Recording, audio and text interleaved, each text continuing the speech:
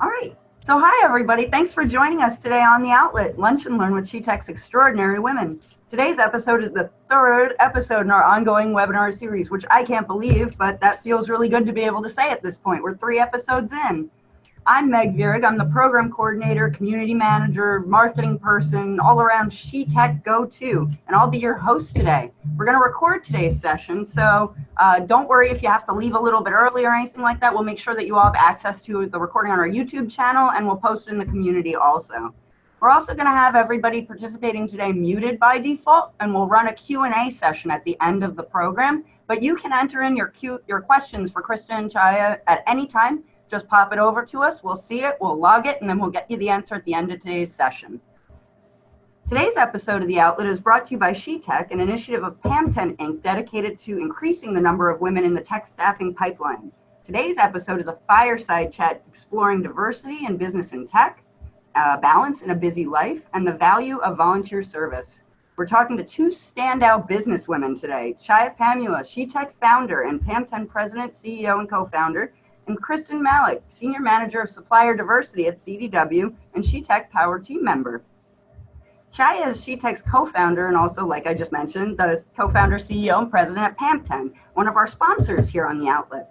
PamTen is an award-winning global IT services and staffing organization which conceptualizes innovative software products and solutions for its clients and oversees them from development to implementation, so totally end-to-end here.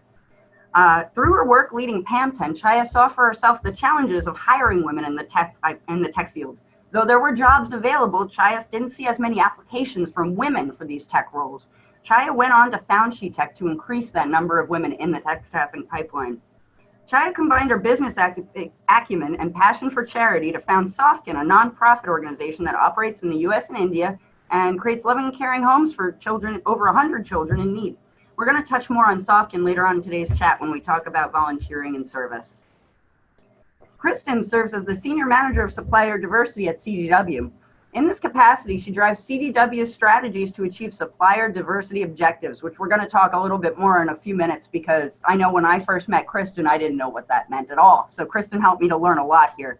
She's responsible for CDW's $1.9 billion plus annual supplier diversity spend initiatives. Kristen is the architect of CDW's diverse supply chain, which today is defined as more than 800 suppliers that serve the needs and offer solutions to CDW and their customers. She's a member on the National Minority Supplier Diversity Council and TIG, or Technology Industry Group, sharing her voice and her best practices on inclusive business strategies. Kristen brings more than 16 years of senior leadership experience, which makes her a SME on diversity, growth, and development. Most recently, Kristen was serving as Chief Operating Officer for a national not-for-profit organization called Gigi's Playhouse, where she created and led the vision and strategy for the organization in partnership with senior leaders. In her role as the COO, Kristen placed a large focus on identifying, onboarding, and managing strategic partnerships of all kinds. So as a member of the SheTek Power Team, Kristen is also committed to increasing the number of women in the tech staffing pipeline as well. We're so glad to have both of you impressive women joining us today on the episode of The Outlet. Thanks so much for taking the time. Thank you. Meg. So I've got a few questions for you guys. That way then we can start to learn more about you and diversity and balance.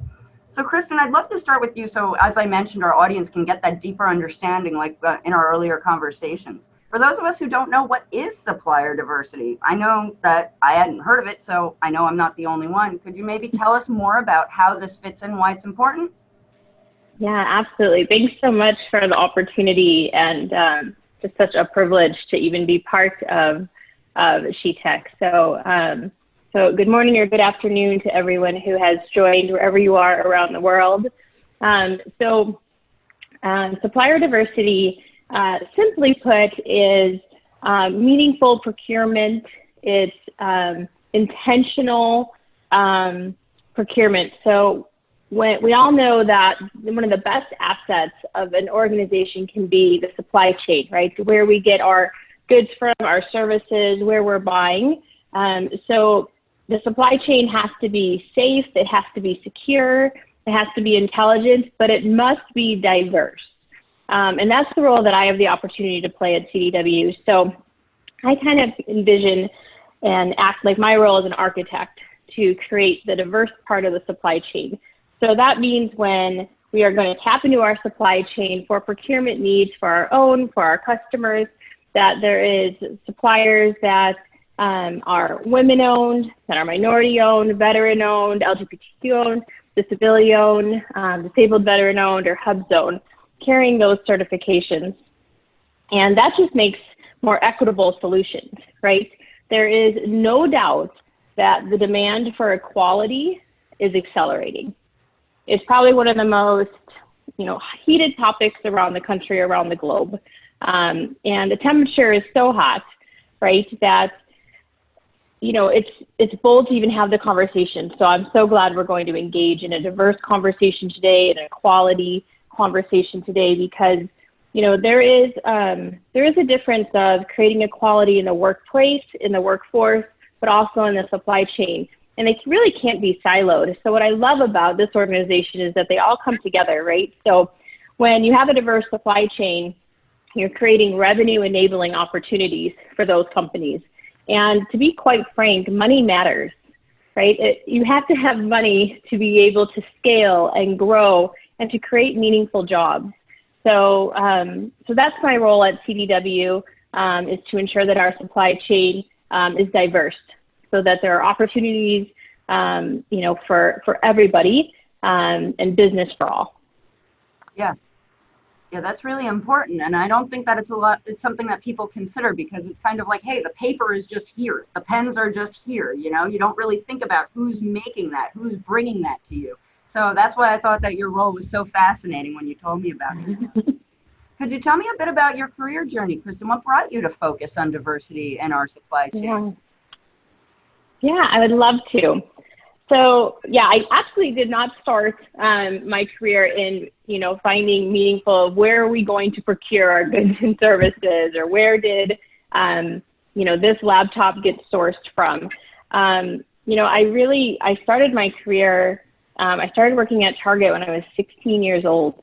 And I had to get a job right when I was 16 if I wanted to get things, right? So I'm like, absolutely. So I started working at Target, and I really essentially kind of never left, if you will. And I worked in a variety of stores kind of around the country and here in Chicago where I'm based. Worked at Target through high school, through college, always stayed, on the Target team. And then after I graduated, was offered, an executive team leader role in store operations. And I was at Target for 20 years. And so I loved everything about it. I worked domestically and internationally, so I had opportunity to work in Canada as well as we expanded, in localization. So localization, right, another word for that meaningful procurement on where are we sourcing, is it local suppliers? So I think I probably mentioned, right, the women-owned suppliers, minority-owned, veteran-owned, but local is very meaningful too. So a local LBE. We have a lot of customers at CDW that are really looking for localization, right, to locally source. I think we even heard that now in our current situation here in the U.S. of how do we support local small businesses. So I was part of a localization team. And to be quite frank too, I probably would never have left Target, because I loved it so much there and really grew up there, right? And 10 years ago, I'm 11 now, I became a mom to my daughter, Caitlin. And Caitlin was born with Down syndrome. And I was 28 years old, one of the first in kind of my immediate family to have a baby amongst all my cousins. And there I was, now part of the disability community. And gosh, that was, such the surprise of it all, right? I don't think I could ever be more surprised again for Caitlin to be diagnosed kind of at birth. And, it was in that moment where I was learning about the Down syndrome community and how to be a mom, but also how to care for this baby, with a lot of health issues or hearing deficit and vision deficit and heart defects. And as I was going to get back going to work, I just really wanted to find something really meaningful too, because as I shopped and as I dined, with Caitlin and my family, I just didn't really see the disability community out and about. I probably could go weeks without seeing somebody with Down syndrome. And so instead of getting angry about that, of where where is the disability community? Are they working? Are they going to school? I'm not seeing it. I'm not seeing it represented on TV. I haven't seen a baby commercial that looks like my baby in a while. I wanted to just be, I made the decision that I can either participate or just be present about the situation. And so I found a way to participate, to try to make change. So I then joined the non-for-profit, the National Down Syndrome Achievement Center, and I was named the COO, and it's a $10+ million non-for-profit that creates brick and mortar locations around the country and in Mexico, giving therapeutic therapies to the Down syndrome community, the Down syndrome learner, and resources for parents. And that was just one of the most, rewarding and probably one of the hardest jobs I've ever had. Because you're always trying to serve, right, in such a meaningful way. And it was my family too we were serving, but also, not to not skirt away of the revenue streams for non-for-profits. And it's, a concern today for me, I think, in the current economy for non-for-profits, because so many revenue streams have just halted. So, I've had the opportunity to experience that too, into roadmap for a non-for-profit. And, it was from there, I had the opportunity, I was recruited by CDW. I had probably intended to stay in non-for-profit for a couple of years. At the heart of me, I'm a for-profit leader. I'm a competitor. I love to win, but I wanted to win meaningfully. So if I was going to go back into for-profit and kind of still participate in, supporting the Down syndrome community and the underrepresented and the marginalized, I just didn't have to lead it, because I have another daughter as well. And I know I just needed to see more than just how I could support the disability community. But I was going to go back to for-profit meaningfully, and I was recruited by CDW. And I'll tell you, it was not the easy button. So, right, I grew up in retail, and all of a sudden I was like, okay, I'm not really the tech savvy, right? I was excited to get on here and you can see and hear me. But I'm like, okay, I'm going to join a tech company and lead their supplier diversity. Not the easy button, but who does the easy button anymore, right? So I joined CDW, and I am the head of the supplier diversity program. It's a $2 billion program. And every day, my job is to ensure that the supply chain is equitable, that when we're sourcing technology, services, our cafes are MBE owned, that there's equitable solution, but never a tryout. Because the suppliers that carry these diverse certifications, right or wrong, don't have the same access to capital like we do, like the Fortune 100. They don't have the deep bench of talent. They don't have those organizational effectiveness teams, maybe, right, to take some risk. So when we're going to onboard a diverse supplier into the chain, it's going to be meaningful, and it's going to be a relationship, not transactional. Kristen, I just want to add, I know your story, but every time I hear, it's so inspiring. Every one of us, we go through many adversities in life, but there are people who sit there and talk about what they're going through. There are very few people who actually see the opportunities stemming out of some of the adversities that we go through. You've done something different from what you experienced. You've done something good for the society. And you also thought about how you can be an example as a leader to your own children. And it's a great balance between working for profit and also for nonprofit. It just brings us to the ground, right? You're well rooted with the value system. That's what inspires me when I hear about your story. Well, thank you. Thank you for always being such a good listener. I'm so lucky to have met you. I mean, every time we meet, it's warm and inspiring. And like I said, I'm just happy to share this platform with you. So, but thank you. So glad to be with you. Yeah. Right. I just got one more question for Kristen before I move on to asking Chaya a little bit about her thoughts. Kristen, would you recommend a career in supplier diversity to any of the SheTek audience or listeners today, and why? Yeah, if I could smile any bigger. I so hope that supplier diversity teams can grow because, in my opinion, in my lens, the teams are pretty small amongst the Fortune 500. They're one or two teams or maybe even 5 or 8, but they're pretty small teams for all the procurement that's going on for the Fortune 500. And I do absolutely recommend, a career in it, but there has to be the opportunity. I think corporations, including my own, to expand their team, invest in their teams, and not just have it be that niche of procurement. It's an actual function of it. And whether it's required for contracts or an aspirational goal from one of our state or city governors or elected officials who's been elected on that small business promise, this is not a niche function. It's a way to solve, right, the economic disparity that exists. Because like I said, we can have companies that win diversity awards for a workplace or the workforce is diverse. So we have, a diverse team, and where you go to work, you feel like you're accepted, and it matches your culture and values.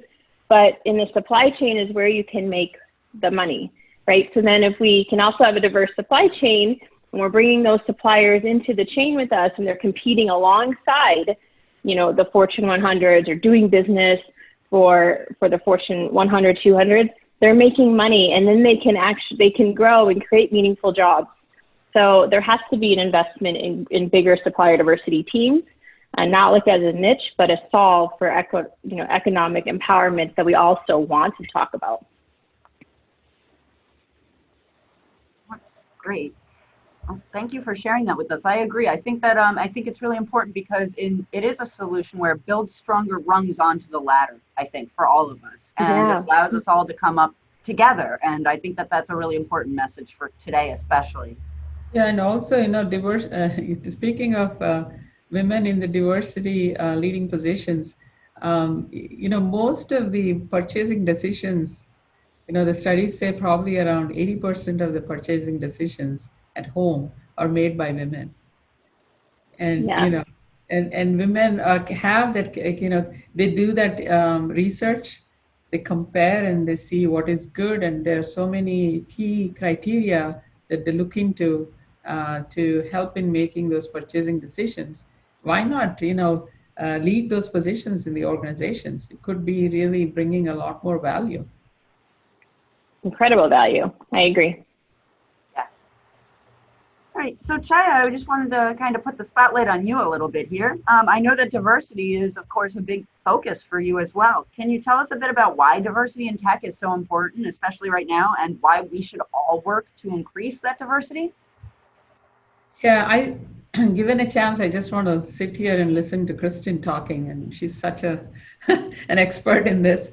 But I will relate to my own experience, right? So, many studies have proved that diversity at workplace actually brings increased productivity, improved creativity, better, performance and decision making. Obviously, it also builds a strong culture. My experience as a woman in the tech industry, there are very fewer numbers in the tech industry, right? We know about probably around 25 to 27% of representation.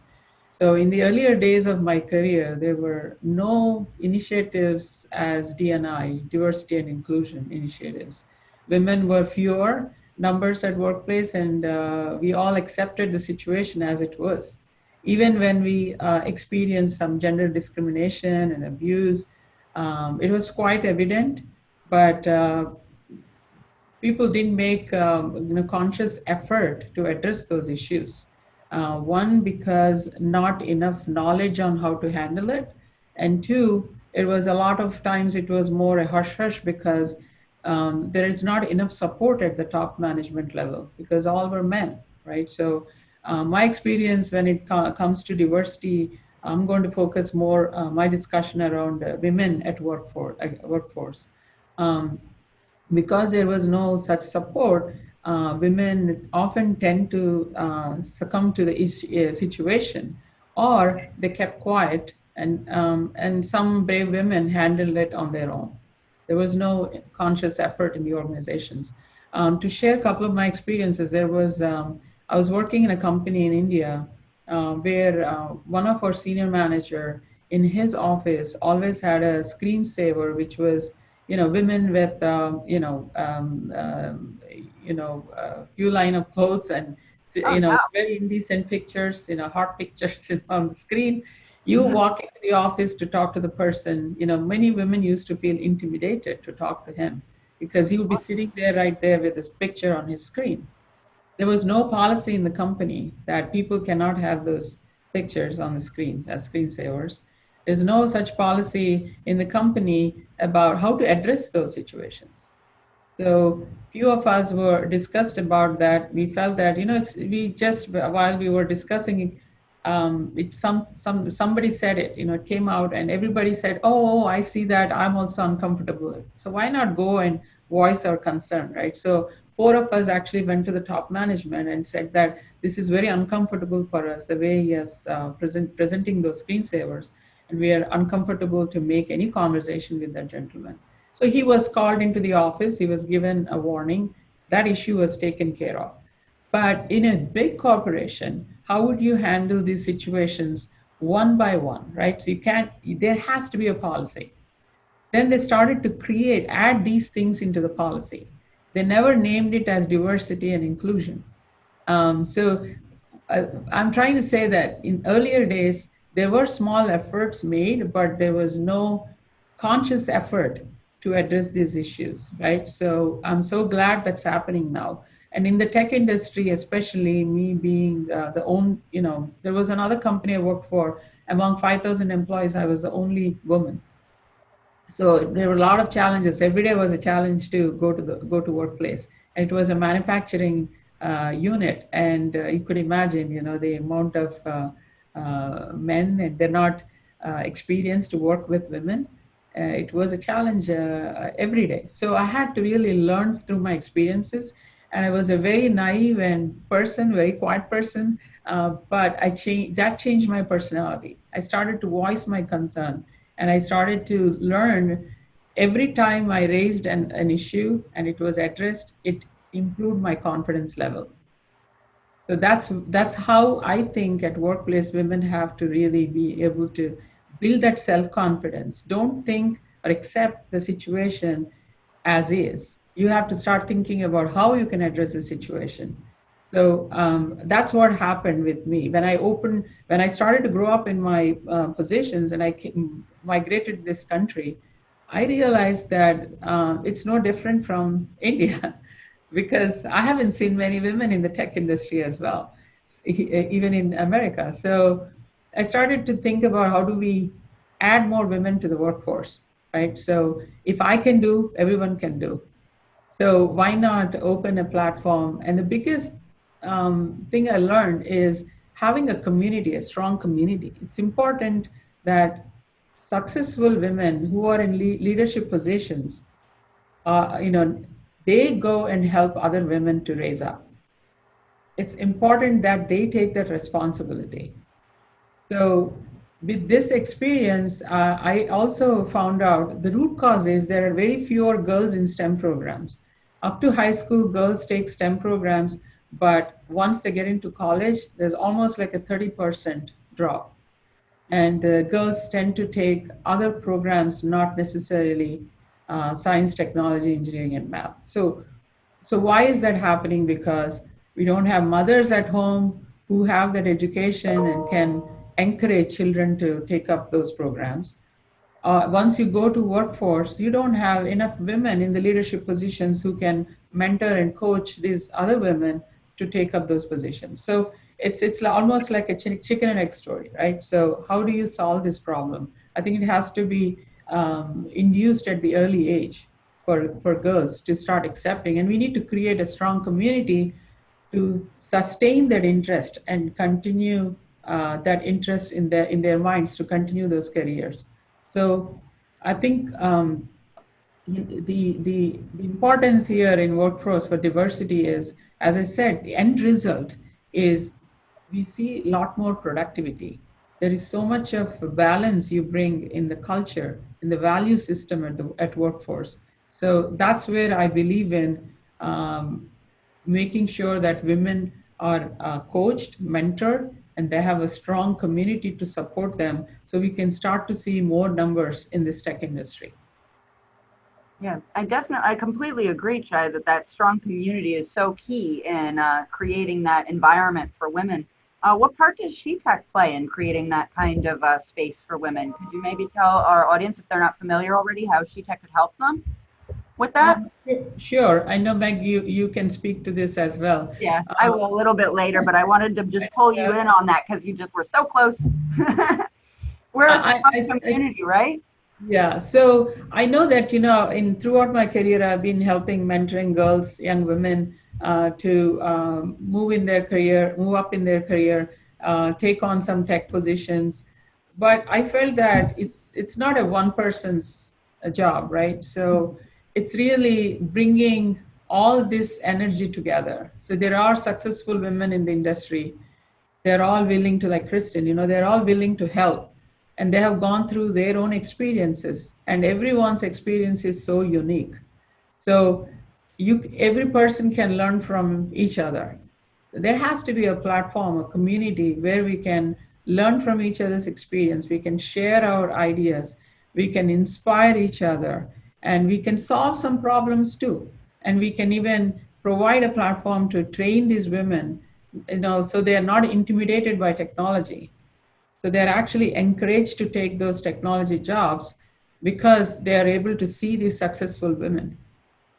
So I think that's the entire reason why I started the SheTek community, because SheTek is an initiative to fill the tech talent pipeline with women, and also establish partnerships with organizations that have their internal diversity goals, so we can help them to reach their goals by providing these talented women to fill those positions in their organizations. So what we're trying to do is we are trying to engage these women, and we are trying to give them the training and necessary tools for them to succeed in their jobs, and then find employment for them. So it's actually a two-way benefit, right? For the organizations to meet their internal diversity goals, and also for women to get into the tech industry. And obviously, we want to raise the number there of the women represented in the tech industry. So that's the purpose of SheTek. With globalization, tech jobs can be performed remotely. This is actually best proven than ever with these pandemic times, right? Every business is right now operating virtually, and it requires technology. And there are so many technology positions opening up. And I would say this is probably the most women-friendly industry, but yet underrepresented. So that's what bothers me. Yeah, we're definitely all working to get that all solved right now. Everybody here today is a part of that solution because we're all working together at SheTek. So I just had one more question on diversity before we move into the volunteering. And this one's really close to my heart, because I know that as somebody who always wants to make a difference, it's always the how that I get tripped up on. So if somebody in the audience today wants to make an impact at their current place that they're working, do you have any recommendations for someone who wants to maybe incorporate some diversity and inclusion practices in their workplace? Kristen, I'd like to start with you for this one. Give Chaya's voice a little bit of a break. I too could listen all day to her leadership. I think, I will answer it for sure, but I always remember that story that you shared where you were the only woman in that manufacturing place of employment where you worked. And trying to understand, right, what the environment looks like, I'm always trying to visualize it when you tell that story, but I don't think I can honestly say I've ever had that experience where I am the only woman somewhere. So I think your leadership, and I just have authentic gratitude for it, because I'm not sure everyone is able to say that they were absolutely the only woman ever somewhere, maybe in like a small meeting, right? Or, that's happened to me before for sure, or walking into a board meeting, but in your entire place of employment. Yes. Right. That's just, I have authentic gratitude, for you sharing that experience and doing something about it, because, that's just not sustainable, and that's, as a culture guardian, I kind of identify as a culture guardian. And for the culture that that we are aspiring to if we're listening to our employees, listening to customers, listening to really everyone around us, even our competitors. Everyone wants to see different. So when you having that experience, you know how to make it different. So I just think we're in good hands with your leadership. That's incredible to me. I think of that. So to make a difference in your own org, I think when I first heard that, I would almost kind of like chop the question off of just how do you make a difference? Yeah. Right? That you can make a difference really wherever you are. I firmly believe that. I haven't written some book about that or have my own, needs about that. I just really believe that. I think you don't have to be confined to where your org is today.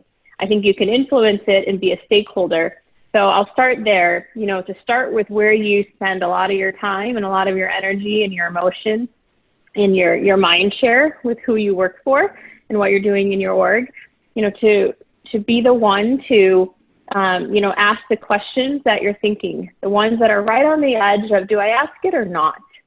Because with every question that's not asked, change can't happen, right? If you think about any time change has moved big or small, it's because we've challenged an assumption or we've challenged something that's always been this way. So, if there's a question on how come maybe our executive board at our organization doesn't have maybe diverse representation, then ask, right? You can't really have a future without a present. So it doesn't work. So in order to create a different future, you have to acknowledge the present. And to acknowledge the present, I think it's about asking questions. So I think try to find, that safe place that you feel good about of asking questions and challenging assumptions. But then I think it's get involved. So I kind of live and raise my daughters of participate, don't be present. There's no way I can just be present at CDW. Like I participate in the BRGs, I go to lunch and learns, I listen to other speakers when we're having them, if we're having partner visits on the floor, I just participate because I am just listening, learning, and you will find a connection. And as you attend all these and participate, those connections kind of create community. And, I think that most of us crave community and partnership. And no one, in my opinion, I don't think anyone really likes to be on an island, right? And when you have community, you're off the island. And I kind of visualize it of like, those are my bridges. When I feel like I'm on an island, I'm like, I need a bridge. I got to get some connections. I got to get off the island. So I think it's about participating, getting involved, and then, in a place that makes sense for you of just asking questions. You want a different future, and let's see how we got to the present. Chaya, do you want to add anything about making a difference in your own organization? Yeah, I agree with many things that Kristen mentioned. I mean, they're all great points. I say one thing, as a leader, I think you need to lead by example, right? So if the leadership is promoting the values and promoting diversity in the organization, and it's embedded as part of the culture of the organization. You don't even have to make conscious efforts. It's actually part of the culture of the organization. So when organizations don't have it embedded in their culture, then they have to really make conscious effort to create those diversity and inclusion programs, and then they have to train their workforce, and they have to constantly remind them, they have to create strict policies around it. But I think there's a difference between organizations that have D&I already embedded in their culture versus organizations who are now starting to engage in that process, because they have to make real effort to do that. So I would say the responsibility lies with the leadership as well as the rest of the employees in the organization. Because even if you are as an employee, like the example I gave you through my experience in India in one of the companies, you need to make your voice heard. You got to say it out when you see something is not right. As an employee, they are responsible to bring that concern out and report to the management. And now the management responsibility is to ensure this is embedded in their culture, and they're training their employees as part of this program. So if there is a good synergy between the leadership and the employees, and they're all on the same page, I think you start to see fewer problems at workplace around diversity. So it's important that there are policies. That there is. I cannot stress enough to say that diversity should be part of the culture of the organization. The more you embed that into your culture, the lesser the problems are going to be, and all your employees are going to be more confident in working in the organization. They also trust the leadership, and then having that balance, as I said, end result is you have a very, very balanced culture in the organization, and the organization starts to perform much better. Yes, yes.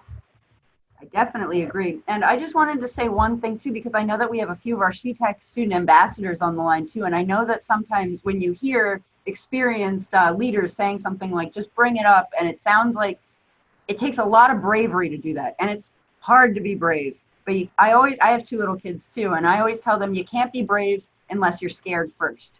So that feeling of being afraid is normal, but you just go through that and you can work with that with your org and your leadership, and it's worth it.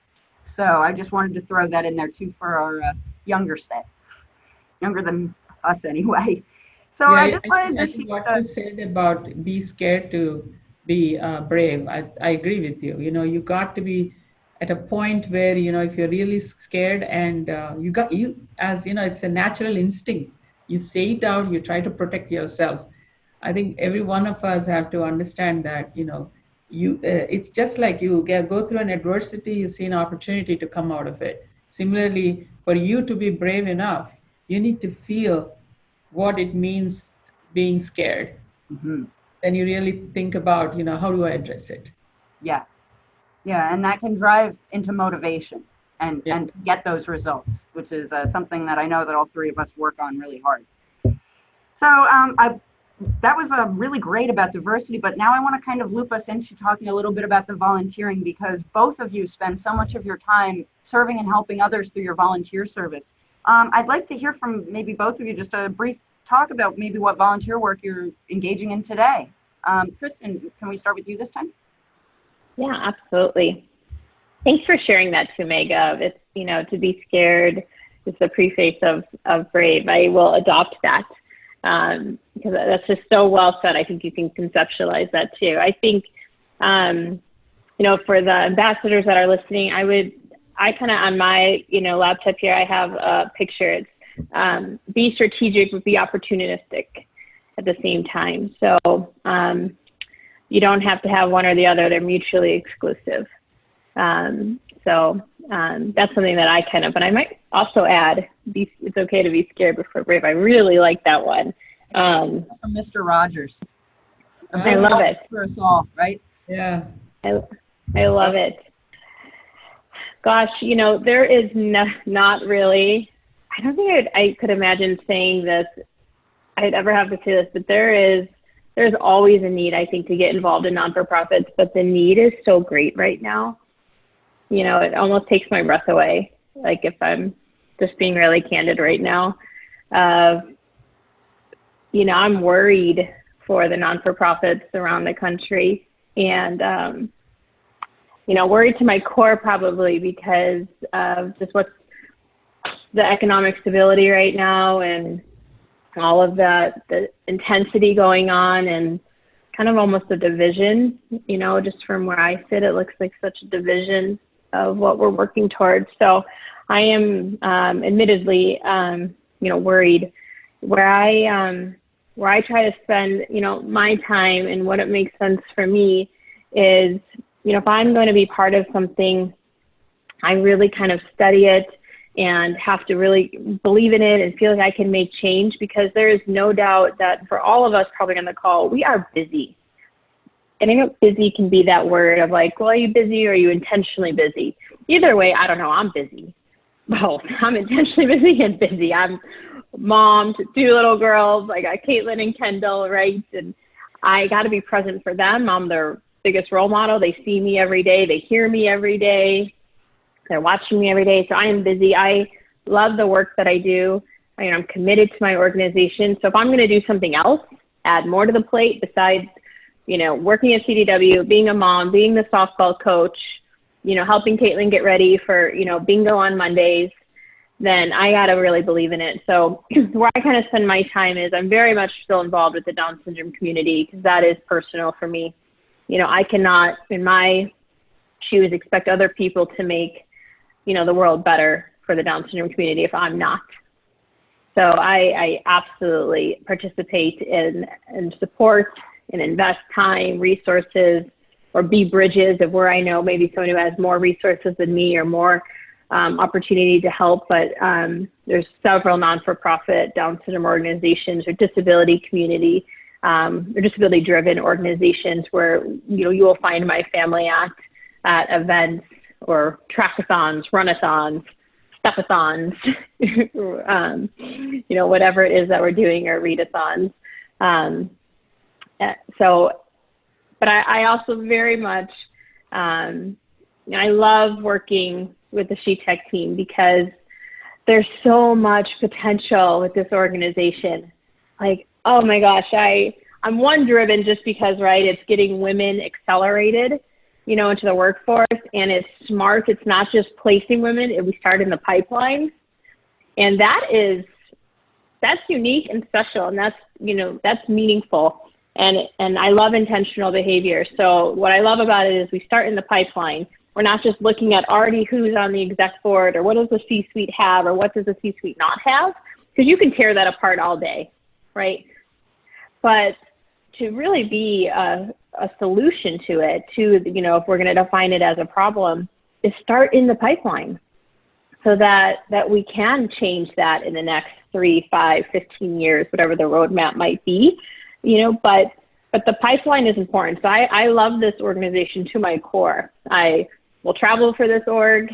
I, have introduced my daughters to this organization because it's smart. And for me to join it, I'll stop because I could go on and on for non-for-profits. It's just, I think that it's special and I love SheTek. But if I'm going to join a non-for-profit or support an organization, I also, for me personally, or maybe selfishly, I like to produce what I call like sustainable artifacts, like kind of a legacy or kind of things behind, but I want some sustainability so that I can have my kids learn from it or other young leaders or where I'm alumni from.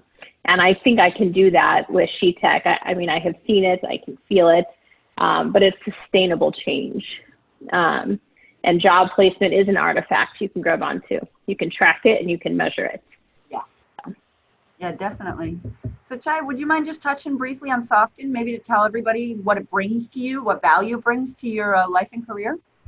Sure. I just want to say, Kristen, first of all, thank you for being so closely engaged with SheTek on our power team. Thanks for your support and sponsorship. People who really believe in what SheTek means, I'm sure those are the people who would be associated with it. And you're one of those huge value on our board and one of those people who have got so much to bring to SheTek and appreciate that. So I also agree to a couple of your comments that you made earlier, right? So it's becoming like a division. It's becoming so difficult for nonprofits to start thinking about how they can exist and sustain, right? Sofkin Support Organization for Kids in Need is a nonprofit that I founded 12 years ago for the benefit of underprivileged children and also women.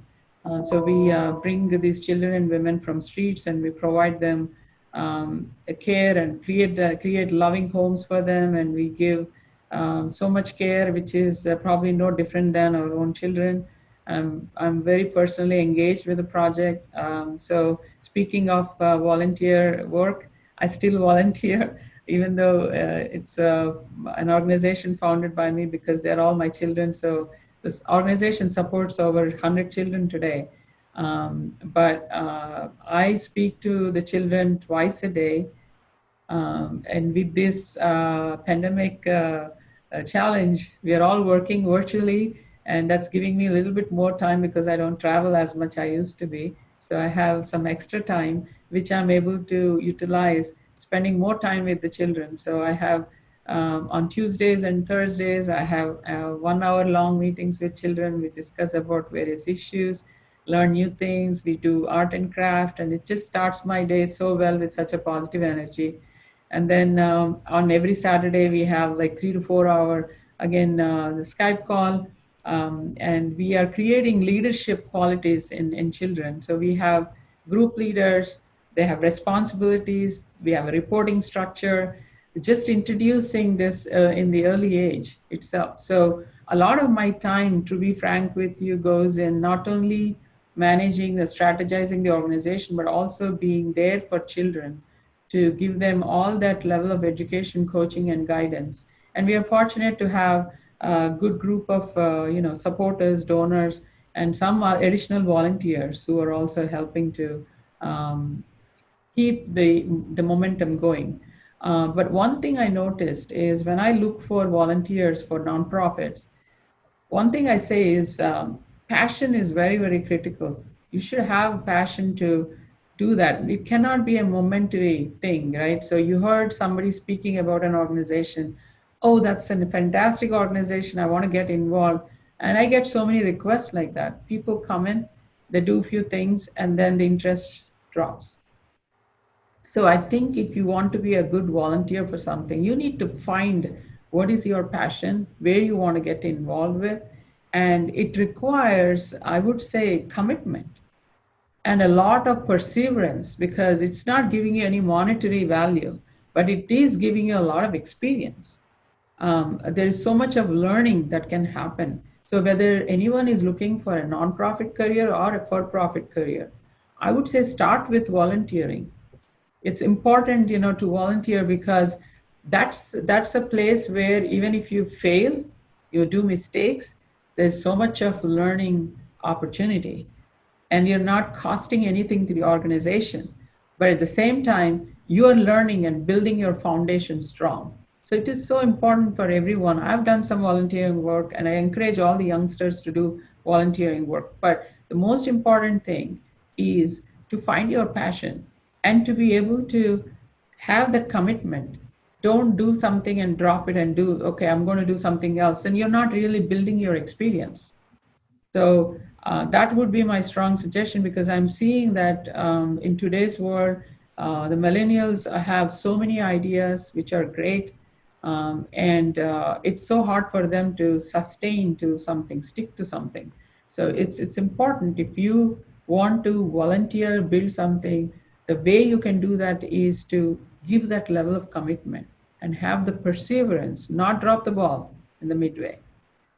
So it's a great opportunity to learn and build your career too. All right, great. Thank you so much for that really detailed answer. And what I kept thinking about while both of you were talking was in programming, they always say like garbage in, garbage out. But what we're describing is the opposite of garbage in, garbage out. It's like quality in, you get quality back out. And we see that again and again and again in this world. So I'm so glad to hear that emphasized from both of you. I don't know about you, but I can't believe that we are almost out of time already today. So I really wanted to give space because we got a great question from one of our audience members who sent it directly to my inbox. So thank you to Chantel for sending that over. Chantel said, great content today. Thank you, Chantel.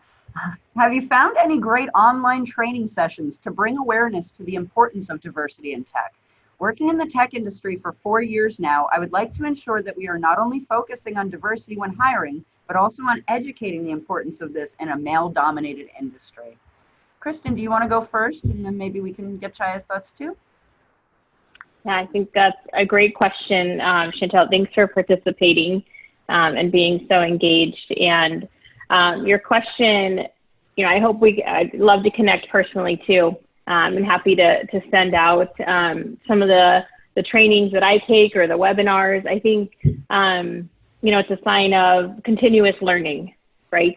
So thank you for being a continuous learner. I kind of identify as a relentless learner.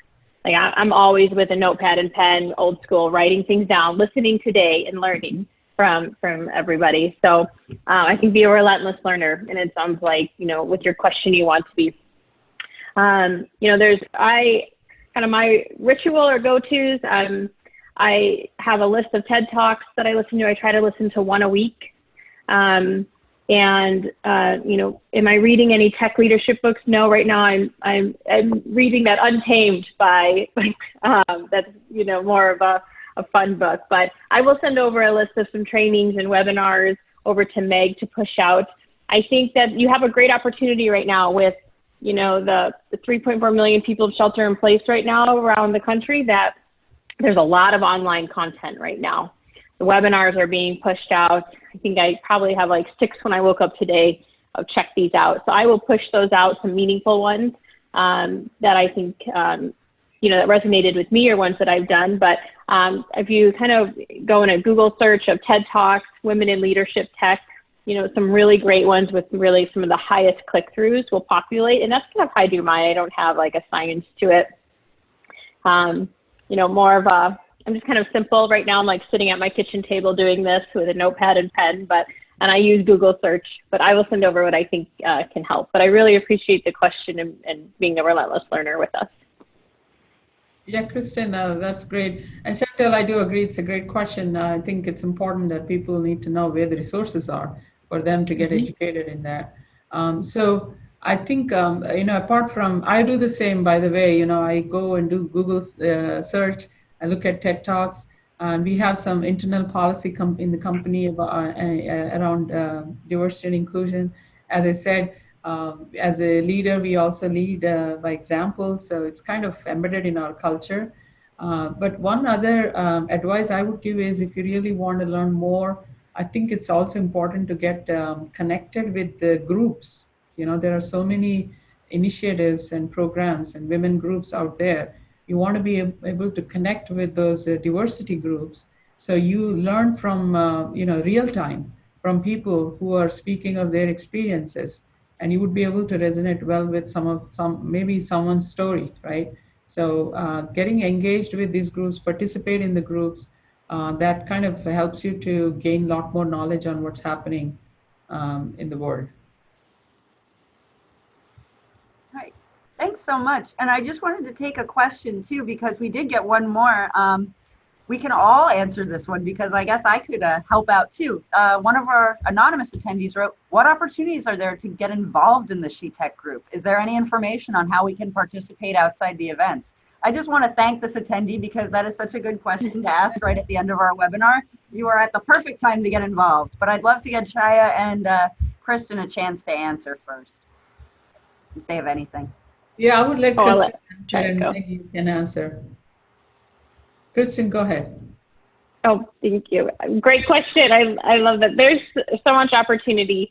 You know, we are, from what I've learned, and I'll just take a second because it's really for you, team, the SheTek team, but there's opportunity of introducing SheTek to your organization. You know, it all starts with the value of partnership. SheTek can grow alongside organizations, can grow alongside corporations. So when your company has, or maybe, you know, starting diversity goals or requirements or aspirational for hiring, think of SheTek, bring them involved, do some introductions, send over the website.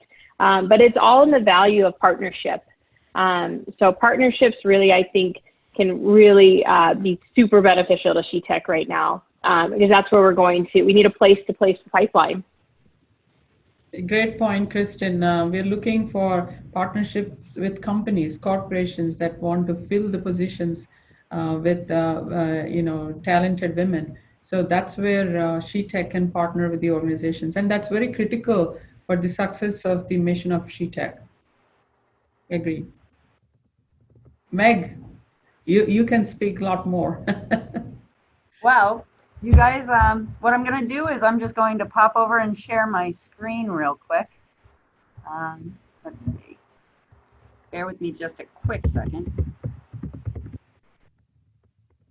We had somebody asking me for a link, so I just wanted to show them that. And share screen. Perfect. All right, so here's a nice little picture just to show you guys what we talked about today. We talked to Chaya and to Kristen all about diversity, about balance, finding space for service, all that kind of great stuff. And I really had an excellent time with all of you guys. So What I'd love to do is I'd love to show you a little bit about what we can all do within the SheTek community. So there's definitely a lot of space to participate here.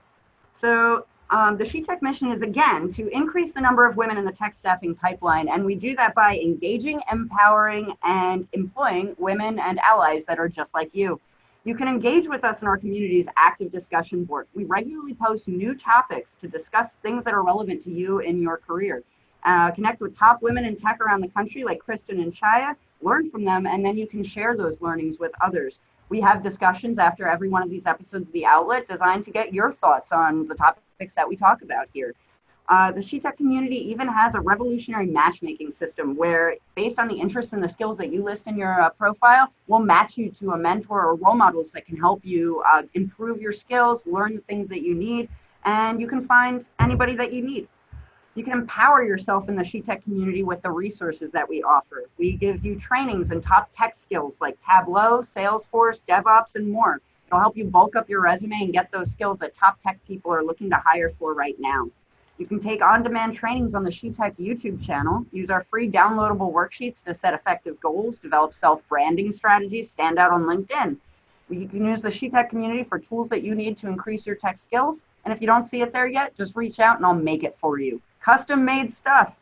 You can get employed using the SheTek community resources as well. We have a careers page where we post hot tech opportunities around New Jersey, New York, and the rest of the United States every week. From highly skilled and paid roles to entry-level positions suited for those who are just getting started in tech, we've got positions for everybody. Stop by SheTek Careers and get started on your next job process today. I think that everybody joining us today needs to come and join the SheTek community today, because I think that we would have a great conversation about everything that we've heard today. Kristen and Chaya really shared a lot of great thoughts around diversity, inclusion, and these are topics that just should be talked about right now. And I really welcome all of you that are here today to come join us. And I challenge you all to share a comment. Just pop over there and click share comment, post something up, because I really want to hear from you. And I know that Chaya and Kristen do too.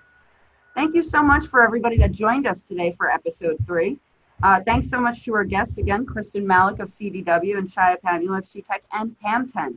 Stay plugged into The Outlet. Join us in the community at shetek.net for our follow-up conversation, and follow us on your favorite social media platforms for all of our updates. Talk to you soon. Thanks again, everybody. Thank you. Thanks, Kristin. Pleasure Thank joining you. Meg, thank you so much for an interesting session. Thank you. Be well. Thank you. Thank you. Take care.